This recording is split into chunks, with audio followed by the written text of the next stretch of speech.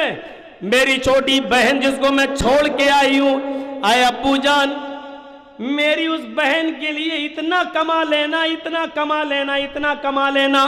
یہ جملے اس نے 3 بار لکھ کے، اے ابو جان میری چھوٹی بہن کے لیے اتنا کما لینا، اتنا کما لینا، اتنا کما لینا کہ جب میری بہن کی شادی ہو تو جو کتا جتنی ہڈیاں مانگے اس کتے کے سامنے اتنی ہڈیاں ڈال دینا.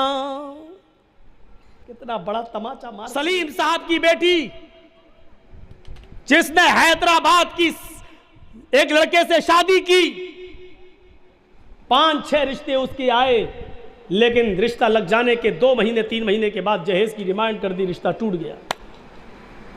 پھر ایک رشتہ حیدرآباد سے آیا، بھساول یا جلگاؤں کے کوئی فرضی ماں باپ اس گاڑی میں بیٹھ گئے اور کہنے لگے کہ آپ کی بیٹی سے ہم اپنے لڑکے کی شادی کرائیں گے، اور جب شادی شریعت کے مطابق ہی کرنا ہے تو کیا جب جہیز دینا لینا ہی نہیں ہے تو آج ہی رخصت کر دیجئے اور نکاح پڑھا دیجئے. سلیم صاحب بڑے خوش ہو گئے، ایسا نیک رشتہ کہاں ملے گا. اسی دن نکاح ہو گیا اور اپنی بیٹی کو رخصت کر دیا.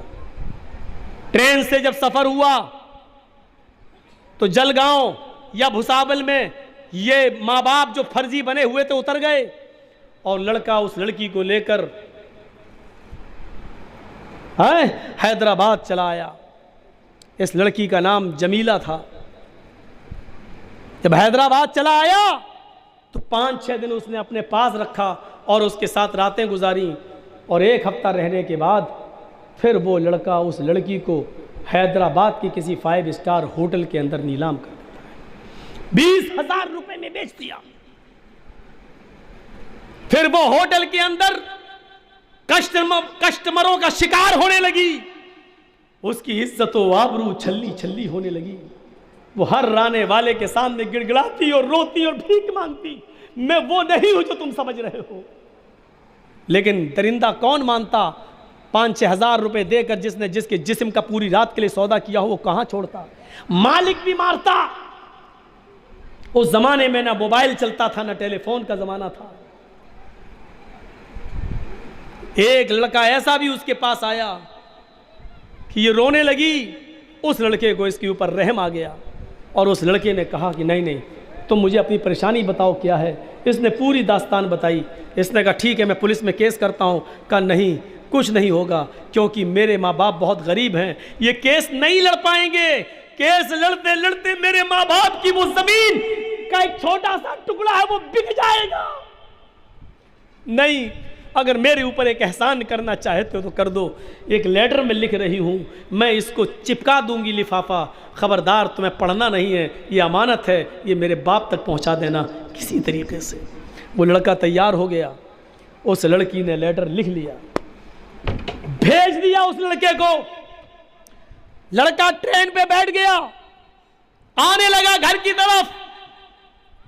یہ لڑکی کا لیٹر جب گھر پہ پہنچتا ہے اور لڑکی کا باپ جب اس لیٹر کو پڑھتا ہے تو اس کے ہکا بکا رہ جاتا ہے. ابو جان جس داماد کو آپ فرشتہ سمجھ رہے تھے وہ فرشتہ نہیں، پرلے درجے کا شیطان نکلا. اس نے مجھے حیدرآباد کی ایک ہوٹل میں نیلام کر دیا ہے. ابو جان کیا میں آپ کے اوپر اتنی بوجھل ہو چکی تھی کہ آپ لڑکے والے کی حقیقت بھی تلاش نہ کر سکیں اور حیدرآباد جا کر ایک مرتبہ لڑکے کے ماں باپ اور اس کے گھر کو نہ دیکھ سکیں؟ اے ابو جان میں نے پھانسی کا پھندا اس ہوٹل کے کمرے میں لگا رکھا ہے. جب تک یہ لیٹر آپ کے پاس پہنچے گا میں اس دنیا میں نہیں رہوں گی.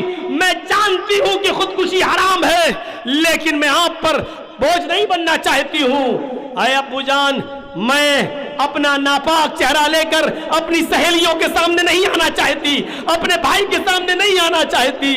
میرے لیے موت کو گلے لگانا آسان ہے لیکن اپنے ماں باپ اور بھائی بہنوں کے سامنے آ کر اپنا چہرہ دکھانا آسان نہیں ہے.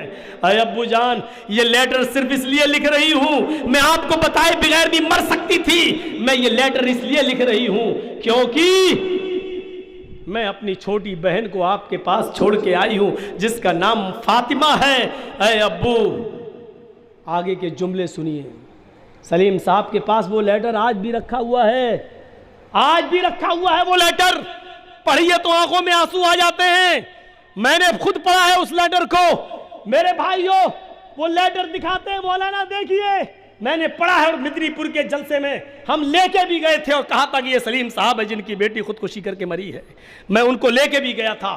میرے بھائیوں اس میں آگے لکھا ہوا ہے لیٹر میں، میری چھوٹی بہن جس کو میں چھوڑ کے آئی ہوں، اے ابو جان میری اس بہن کے لیے اتنا کما لینا، اتنا کما لینا، اتنا کما لینا.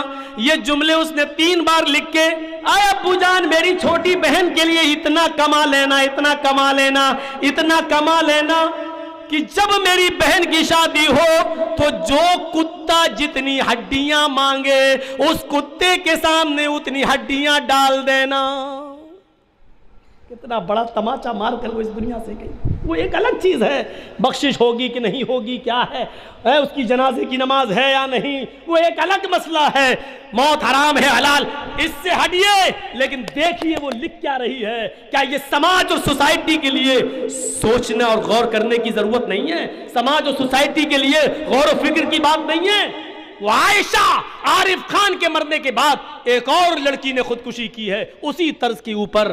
مجھے تو ڈر لگ رہا ہے کہ لڑکیاں سستی شہرت پانے کے لیے جہیز کی وجہ سے کہیں خودکشی نہ کرنے لگے اور سستی شہرت پانے کے لیے وہی طریقہ نہ اپنانے لگے جو عائشہ عارف خان نے اپنایا ہے. اس سے پہلے کہ لڑکیاں جہیز کی وجہ سے خودکشی کر کے مرنے لگے، سماج کے چودھریوں، ذمہ داروں، ساہوکاروں، سرپنچوں اور سماج کے اہم لوگوں ایک رول ادا کرو، ایک اچھا کردار نبھاؤ، ایک اچھی ذمہ داری نبھاؤ اور ایک اچھا ناگرک بن کر ایک ایسی کمیٹی بناؤ، ایک ایسا ڈھانچہ تیار کرو کہ جس میں غریب لڑکیوں کی شادی کا انتظام ہو اور بغیر جہیز اور بغیر لین دین کے ان کی شادیوں کا انتظام کرایا جائے. یہ وقت کی ایک اہم ضرورت ہے، اس پر ہمیں اور آپ کو غور کرنا پڑے گا.